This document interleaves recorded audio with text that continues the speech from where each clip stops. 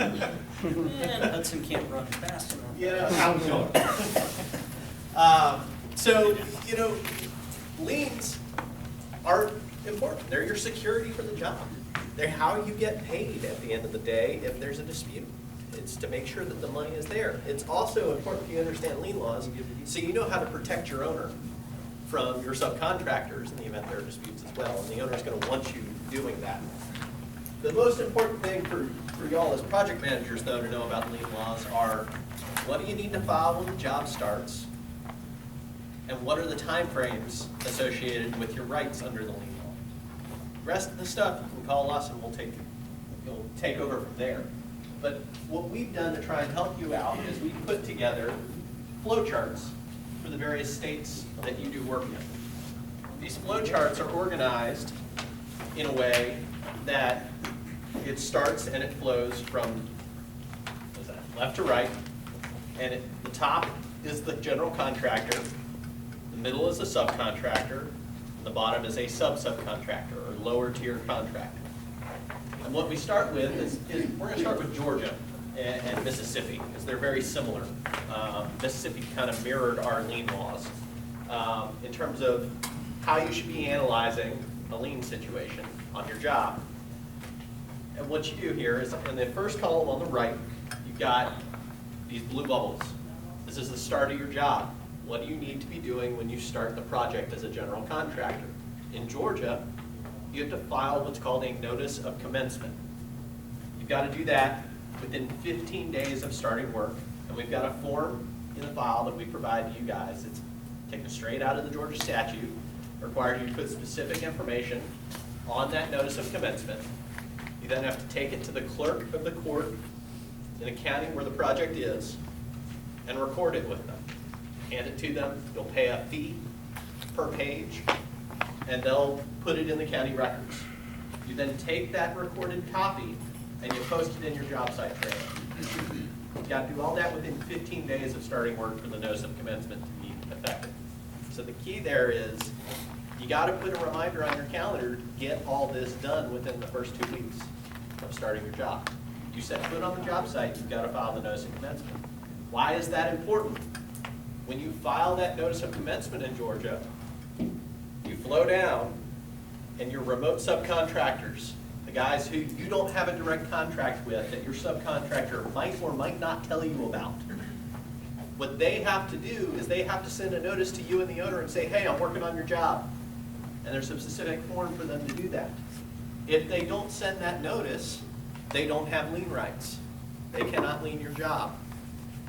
So the importance is if you fail to file the notice of commencement, or you don't do it within the 15 days, or you don't follow the requirements for posting in the job site trailer, this notice to contractor requirement isn't enforceable.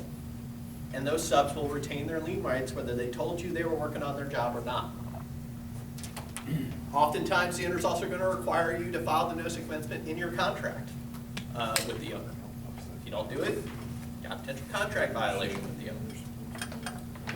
That's when you start your job in Georgia. The red column, when you look at this, for each trade, is what you should be looking at to ask yourself on each payment application. What waiver documentation do I need to be providing to the owner, and what do I need to be getting from subcontractors and sub-subcontractors? In Georgia, there's a specific lien waiver form, which we talked about, that you have to use. And you have to fill it out, have it signed. As a general contractor, that's the waiver form you should use. You shouldn't use a general claim waiver form from an owner unless, but in general, what you should be executing is that statutory form. And from there, you got to put a reminder. Oh, am I over here? Aha. Perfect. Camera.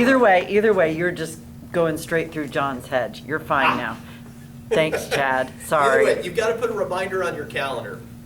Within 45 days, you got to know whether you've been paid so that we can get an affidavit of non-payment filed for you, because you've got to go record that in the Superior Court in the county where the project is located. If it's not recorded, you lose your lien rights, and you can't assert a lien against the project, and you've waived them, and that lien waiver becomes final and binding. Same thing with your subcontractors. When they sign that lien waiver form, They got 60 days to get paid, and if they don't tell somebody by filing an affidavit of non-payment that they weren't paid, they've waived their lien rights. If, however, you did file an affidavit of non-payment, you get to the end of the job, and you haven't been paid, what's the time frame for you to file your lien to make sure you've done that appropriately in Georgia? It's 90 days from the date of last work. It's the date that you last did significant contract work on the project. It does not include warranty work, and for y'all's purposes, it doesn't include punch list work. It's a gray area sometimes, but it's safer just to say, if you've hit substantial completion, you should be tracking your 90 days from there. What that also means is you don't pick up the phone and call Kevin and me on the 89th day and say, we need a lien. Because there's time for us to prepare the lien, get it filed, have it recorded. Now, I'm pretty quick. Sometimes I can get it done for you, but it's a fire drill. You want to set a reminder on the 75th day to say, hey, have we been paid in full? Do we need to be filing a lien? And making sure you get us that information. There's a specific lien form. At the point where you know you got to file a lien, call us and we'll tell you what you need to provide us so that we can get that lien on file for you. I think that's what you need to know. After that, you've got 1 year to file a lawsuit.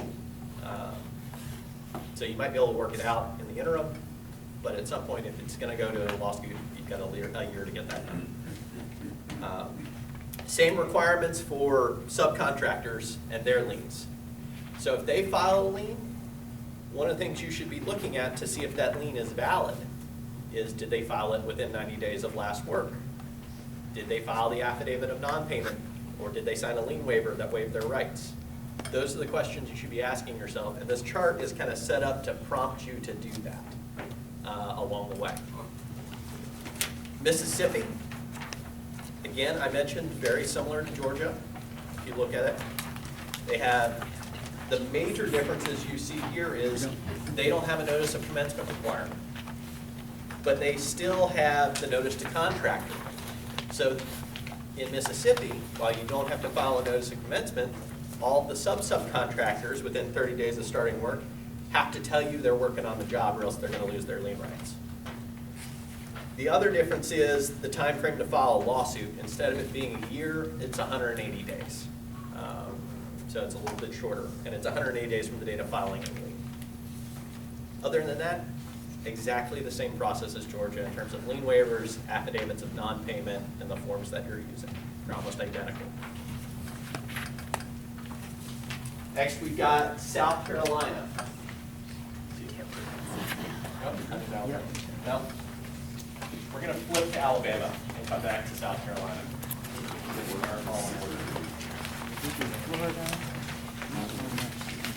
I skipped South Carolina because it's one of the more complicated states. Alabama, again, it's pretty straightforward. They don't have a notice of commencement requirement at the start of your job. So what does that mean for you?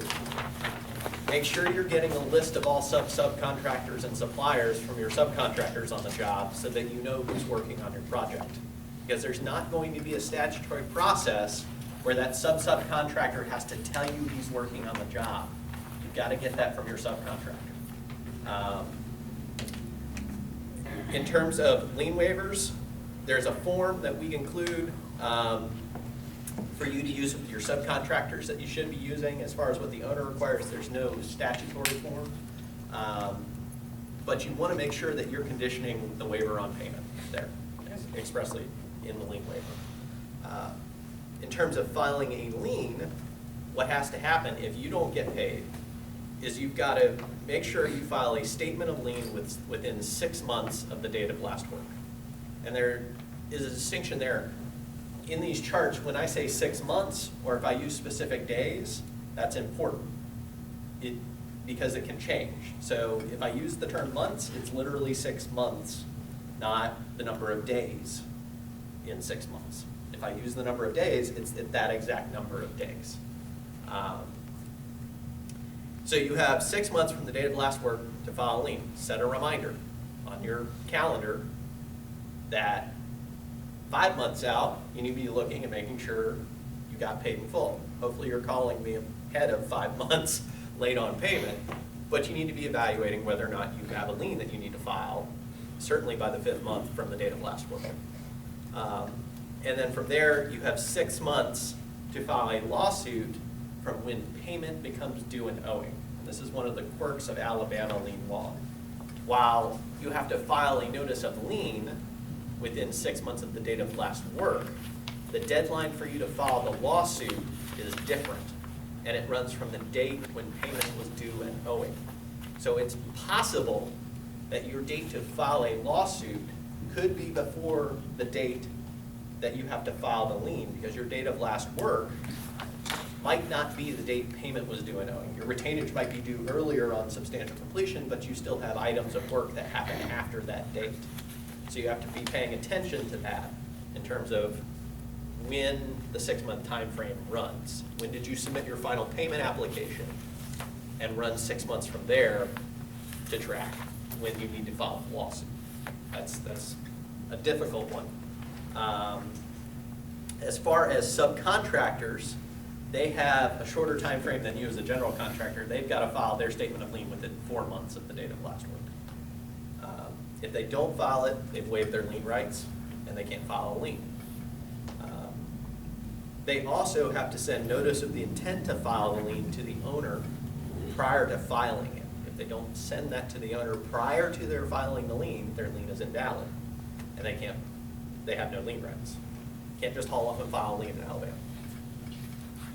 The same is true for subcontractors on a project. Any questions on Alabama? Go to Florida.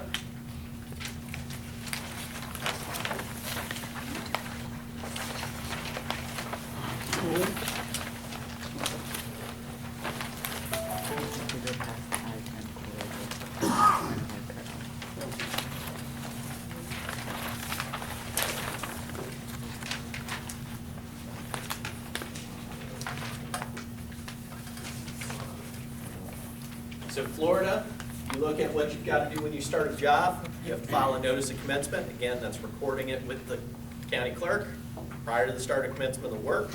There's a specific form that we include in your file for you to use. And you have to post a copy of that certified from the county clerk in the job site trailer. Most of these notice of commencement requirements, when you get it from the clerk, go hang it on the wall. It's what you got to do for it to be enforceable. If you don't hang it on the wall and somebody is in there taking pictures of your job site trailer, they might bring that up to invalidate your notice of commencement. And you lose the rights that it affords you on a job. Subcontractors in Florida have to provide notice to the owner that they're providing labor and materials to the project. If they don't, they're not going to have lien rights. Yes? Is it still notice to owner and contractor in Florida, or has that changed? I'd have to go back and look. Typically, the way I've seen it is it's just notice to the owner. They should provide it to you, but I believe the last time I looked at it, the case law was it's really just the owner that's got to get the notice, not the contractor. So you need to check with your owner to make sure they're getting it. Okay. Let me know if you wouldn't mind, because that was something, at one point in time, it was to both owner and contractor. And so, for example, Publix, who's based out of Florida, was assuming that he was getting those notices for projects in Alabama, Tennessee, Georgia, because they're used to seeing it in Florida because they're required to give them to both parties. Right. Got it. I will verify that and get back to you. Thank you. But right now, I do know it's definitely the owner that they've got to be providing it to. Okay. Again, there are lien waiver forms for Florida. You can use, and this is the nuance in Florida, is you can use any lien waiver form you want. You cannot require any lien waiver form you want. So the forms that we have provided you in the file are real simple. They're like one sentence: I waive my lien rights. It's kind of scary when you look at that versus the Georgia form, because you're like, this can't possibly be a lien waiver. It is. And the statute says that's the only one that you can require in your subcontract that someone execute as a condition of payment. So a subcontractor, if they're pushing back on your lien waiver form, the one thing you can require is that very simplified one-sentence lien waiver. And if they don't provide that, they don't get paid.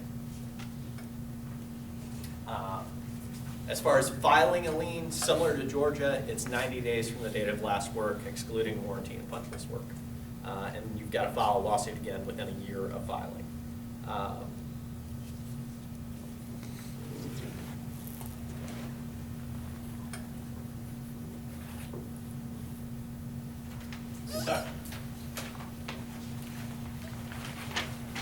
Kentucky has a private lien statute. There's no notice of commencement required. So what does that mean? What do you have to get from your subs? If you don't have a notice of commencement requirement, what you need to get from your subcontractors on job? List of sub. Okay. Lien waiver forms, again, you use the forms that we provided you. If the subcontractor is not paid, what you need to be checking at the end of your job is, did they file a claim of lien? For liens that are less than $1,000, for less than $1,000 worth of work, they've got 75 days, they've got to send a notice and a copy of the lien to the owner within 75 days. If it's for more than $1,000 worth of work, they've got to do it within 6 months. And then from there, it's a process of filing it with the clerk and filing your lawsuit within 12 months.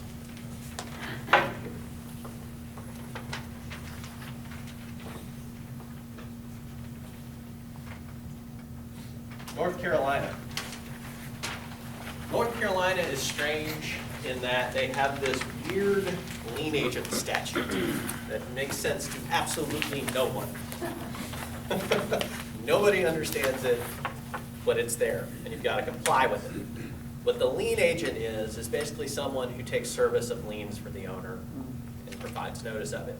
So when the owner will appoint a lien agent in North Carolina who, for the project, they say, here's all the contact information for them. You've got to give that to your subcontractors and pass it down so they know who the lien agent is. And then you have to send, as the general contractor, as well as the subcontractors, what's called a pre-lien notice to the agent within 15 days of commencing work. Basically, hey, we're working on your job and we've got a potential lien right. So that they know that the owner knows who's on the job and who has the potential ability to lien the job at the end.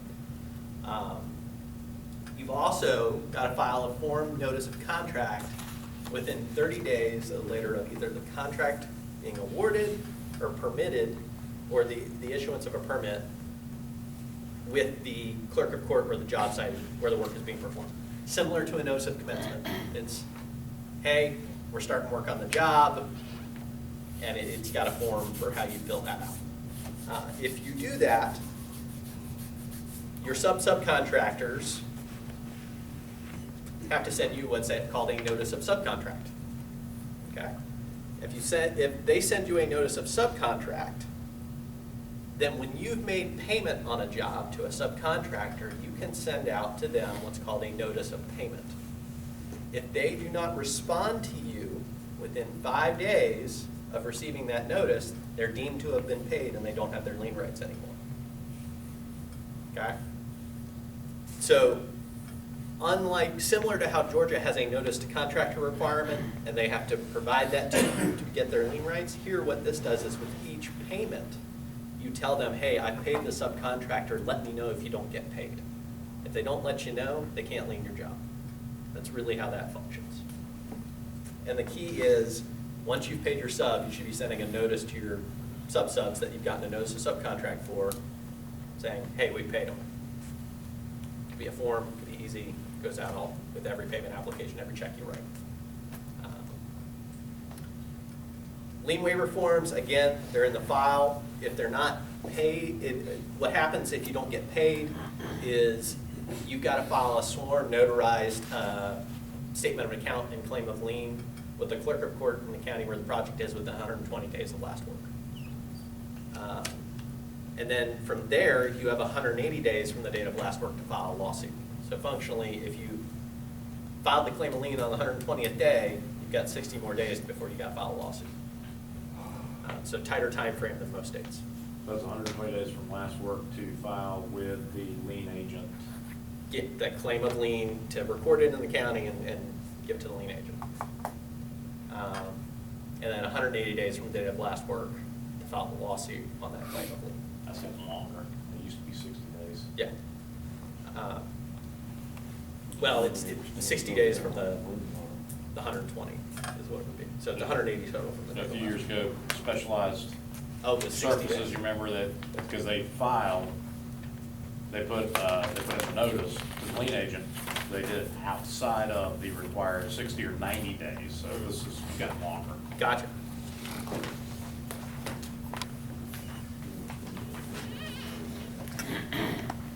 Now we go to South Carolina.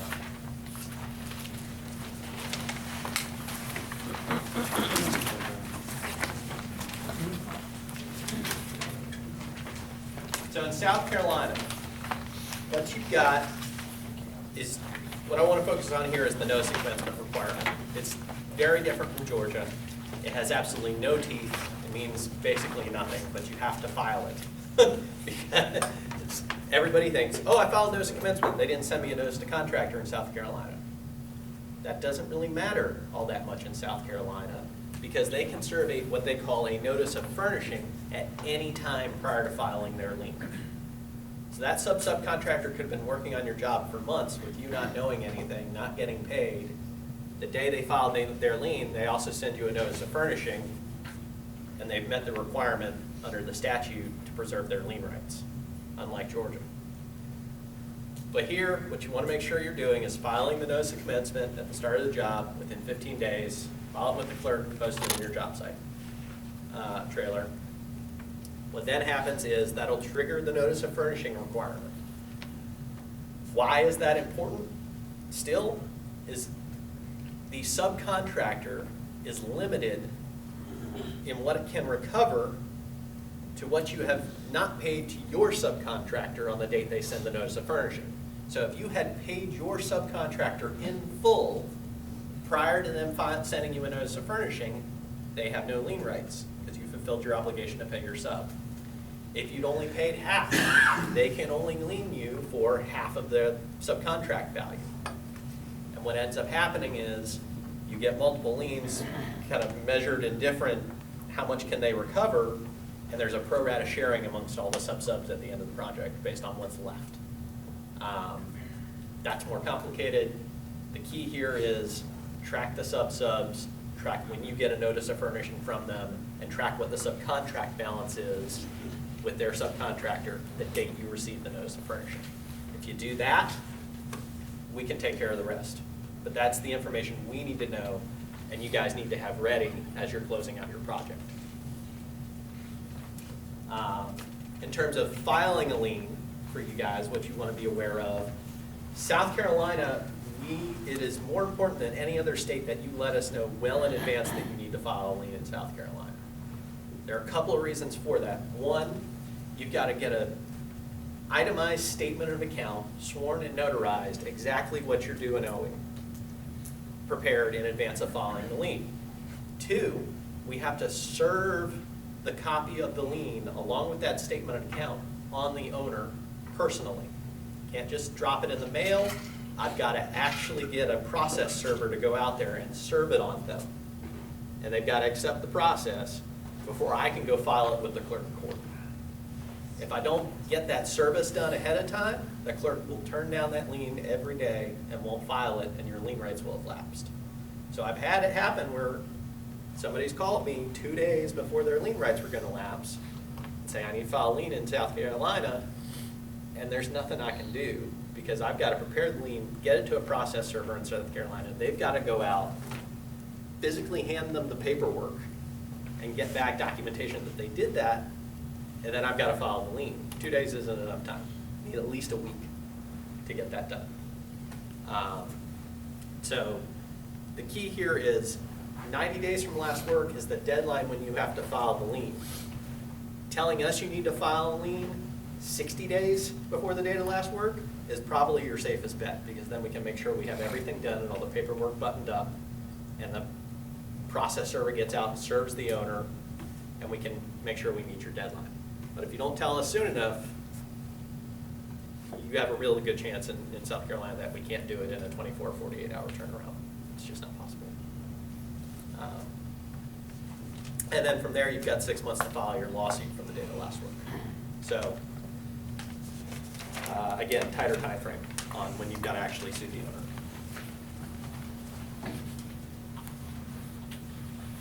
Tennessee. I was lamenting with, I don't know if you guys know Damon Gunnels. I know he's done work with you. He's from Tennessee, went to University of Tennessee, has been in mourning for about a week since they lost to Georgia State, and told me that he's now cheering for Tennessee Tech. He was also lamenting how terrible Tennessee lien law is, how confusing it is, and it makes absolutely no sense to anybody when you read the statutes. I don't think it's quite that bad for your guys' purposes. There's no notice of commencement requirement. There is a statutory provision in Tennessee, and some owners will bring this up, that allows you to record a copy of your contract with the clerk of the court in the county where the work is being done. It's not required. You don't have to do it. Talking with Damon, it's probably a good practice if it's something that you're not terribly concerned about getting out there for competitive purposes. Because what it does do is if you record it with the contract price in there, is it preserves the priority of your lien over subsequent mortgages, and it binds subsequent purchasers to your lien rights. So it's one of the reasons I would recommend considering doing it on every job is if that job got sold out from under you, you'd still have your lien rights. If there was a mortgage that came in after the fact, you take priority over that mortgage. But there may be business reasons why you don't want to file the contract too. So, which is part of the reason why I think a lot of people don't do it. But something to keep in mind, John, if you guys want to evaluate that on any particular job. In terms of the lien law, the deadlines are a little complicated. So the standard deadline is 1 year from the date that the work is completed or terminated. Okay, so if you're terminated early, you got a year to file a lien. If substantial completion, you got a year from there. Depends which is earlier.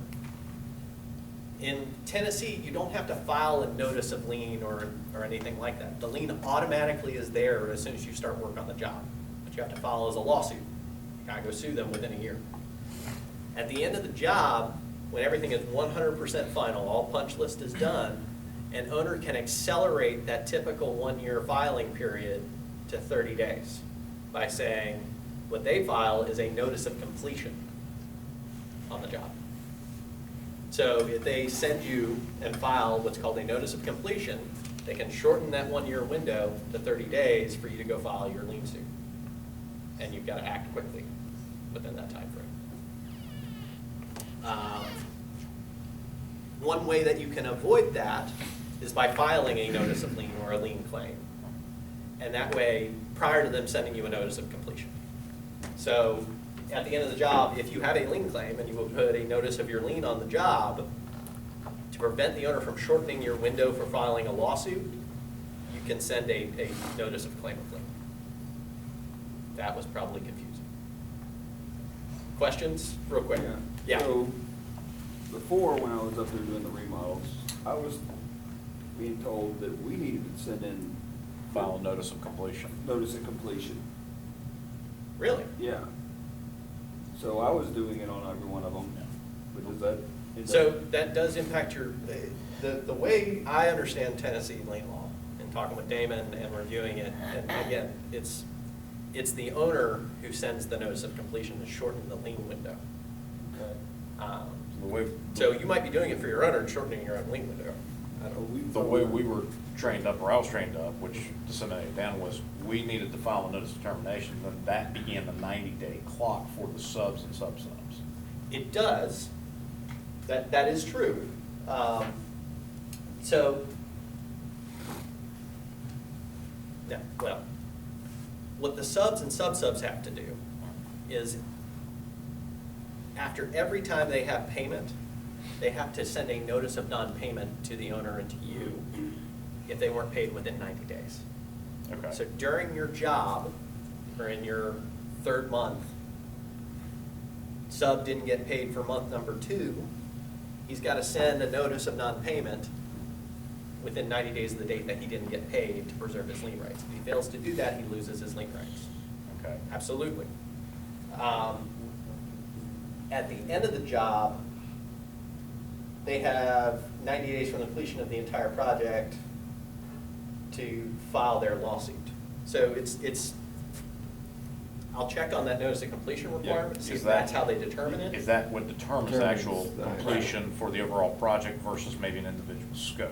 Right. That's what I thought, I think that's I think that was what the we were basis. going- Okay. That's what we had it based on is, because that one's always been confusing to us up there, so. I never, Never I'll made dig any in. sense, but I think that's why we were closing it, maybe. Yeah, I'll dig into it some more when I was looking at it again this morning, because this was one that I was like, I really need to try and refresh myself a little bit more on.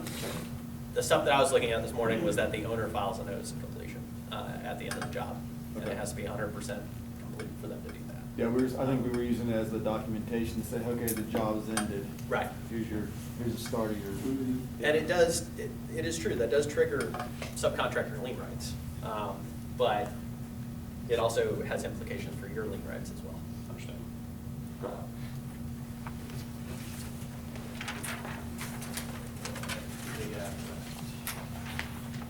Virginia. Yes. Last one, Virginia. I'll get back to you guys on Tennessee. I'll do a little write-up for you on that, on just the flow charts, so we've got that together. I'll get that to you next week. Clear that up. As far as Virginia that goes, though, Virginia is important because they have this continual notice provision, basically, for their lien laws. So the way Virginia lien law works is when you file your lien, you can only look back 150 days and grab what work was performed in those last 150 days. So the deadline for you to file your claim of lien is 90 days from the last day of the month in which the work was performed during the project. So if there is a month where you are not paid, early in the project, you've got 90 days from the date when that work was performed to file a notice of claim of lien related to that specific amount. And then you update that throughout the job, always grabbing back the 150-day period. And if you don't continually provide those notices, you can waive your lien rights throughout the job. It's not necessarily tied to what's owed at the end of the project. It's tied to specific payment applications per month, which gets complicated. What it really means is you've got to stay on top of whether you're getting paid every week.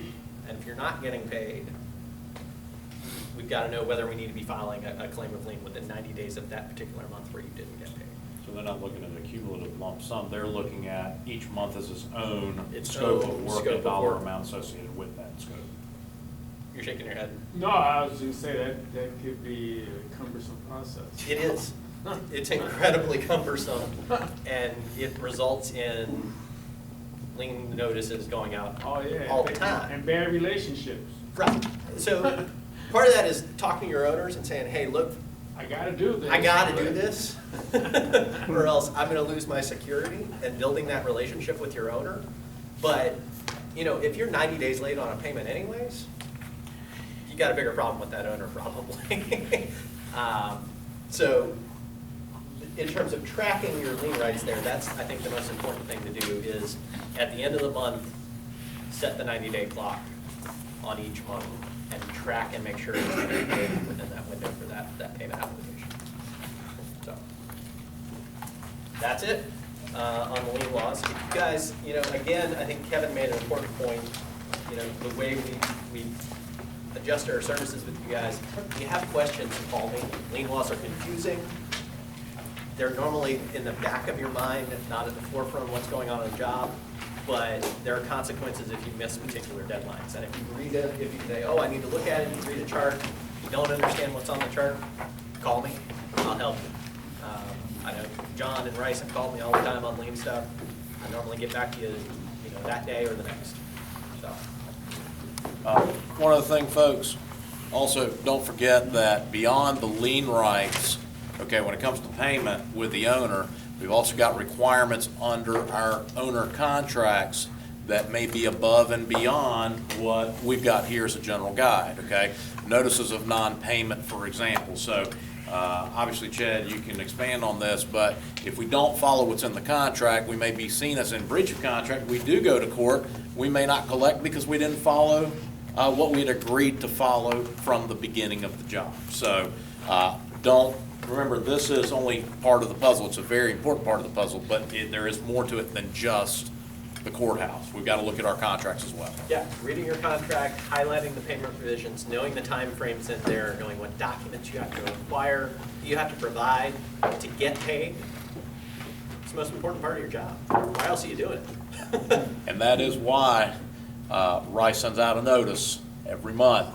Hey, folks, please follow up on the status of payment, because even our best clients, we legally, because we have a due diligence to all of the employees of the company, have had to send out notices of non-payments to some very good owners, okay? And it may not be them, it may be their lender that's dragging their feet. We've got to do that in order to remain within, to preserve our rights.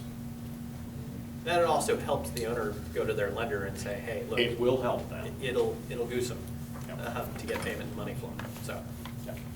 All right? Thank you all. Thank you.